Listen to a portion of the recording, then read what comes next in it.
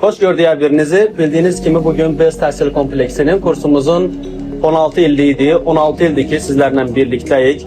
Her birinize teşekkür ederim. Bu 16 il ərzində bizimle birlikte olduğunuz için sizin sayenizde, sizin emeğiniz nəticəsində bu günlere geldik ve her il bizde yüksek neticeler olur ve bu ilde bizim yüksek neticemiz var. Onu elan etmək istəyirəm. Cühün müəllimin tələbəsi Məmmədov Ümid bu il 100% nəticə göstərib. Riyaziyyatdan 100% bütün suallara cavab yazaraq 100%lik bir nəticəmiz oldu bugün. Cühümlə buna görə sizi təbrik edirəm. Və bilirsiniz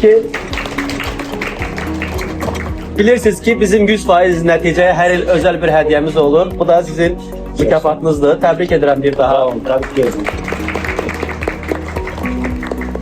İnşallah irəlidə blok imtahanımız var və blok imtahanımızda da 100% nəticə gözləyirəm hər birinizdən. Hər birinizə bir daha təşəkkür edirəm.